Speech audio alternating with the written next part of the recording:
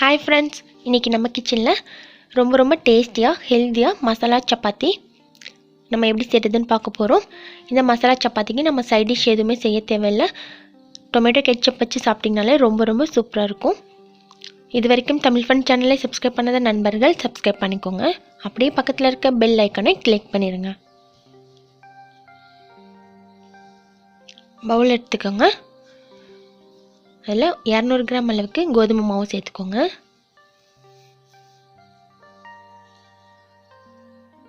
கூடவே தேவையான அளவுக்கு உப்பு, 1/4 டீஸ்பூன் மஞ்சள் தூள், 1 டீஸ்பூன் மிளகாய் தூள், 1 டீஸ்பூன் ஜீரகத்தூள், 1/2 டேபிள் ஸ்பூன் கறி மசால் பவுடர் சேர்த்துட்டு நல்லா மிக்ஸ் பண்ணி விட்டுருங்க.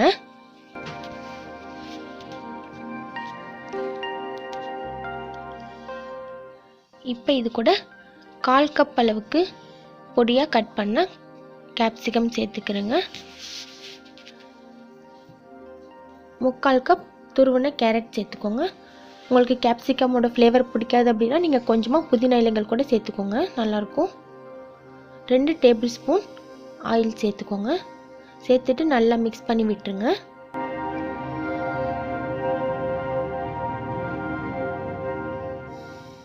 இப்போ நம்ம கொஞ்சமாக தண்ணி சேர்த்து சப்பாத்தி மாவு பதத்தில் பிசைஞ்சுக்கலாம்.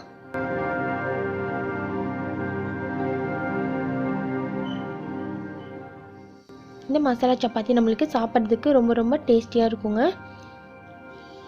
நம்ம ஈவினிங் ஸ்நாக்ஸாக கூட செஞ்சு சாப்பிட்லாம். குழந்தைங்களுக்கு ஸ்நாக்ஸ் இல்லாத டைமில் இது மாதிரி கூட நீங்கள் செஞ்சு கொடுக்கலாம்.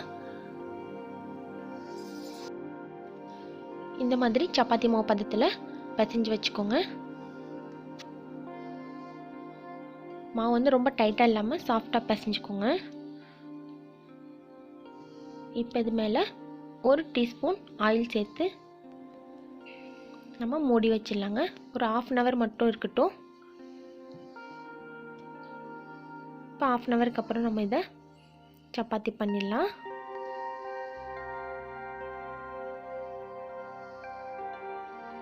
இதுலேருந்து தேவையான அளவுக்கு மாவு எடுத்து பால்ஸ் ரெடி பண்ணிக்கோங்க.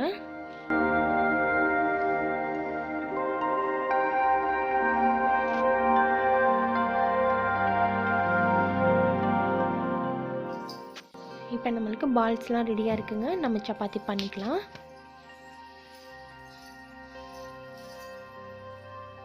கொஞ்சமாக நம்ம சப்பாத்தி தேய்க்கிற கட்டியில் மாவு அப்ளை பண்ணிவிட்டு அதுக்கப்புறமா செய்யுங்க. ஒட்டாமல் நல்லா வரும்.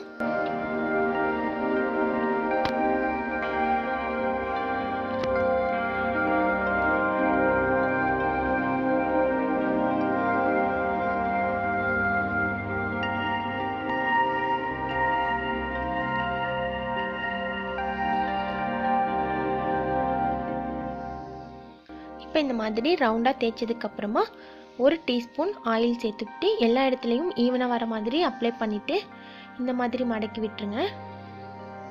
4 சைஸும் மடக்கிட்டிங்கன்னா உங்களுக்கு இந்த ஷேப் வந்துடும். இப்போ மேலே கொஞ்சம் லைட்டாக மாவு போட்டுட்டு இதை உங்களுக்கு பிடிச்ச மாதிரி ஸ்கொயராகவோ ரெக்டாங்கிளாவோ நீங்கள் தேய்ச்சிக்கலாங்க. பார்க்குறதுக்கு அழகாக இருக்கும்.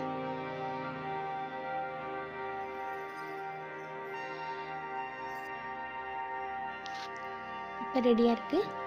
நம்ம ஸ்டவ் ஆன் பண்ணிவிட்டு தவாவை நல்லா ஹீட் பண்ணிவிட்டு நம்ம தேய்ச்சி வச்சுருக்க சப்பாத்தியை சேர்த்துக்கோங்க. ஒரு சைடு வெந்ததுக்கப்புறமா திருப்பி போட்டுக்கலாம்.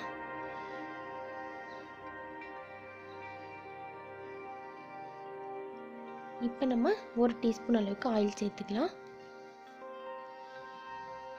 சேர்த்துட்டு 2 சைடும் நல்லா திருப்பி போட்டு வேக விட்டுருங்க.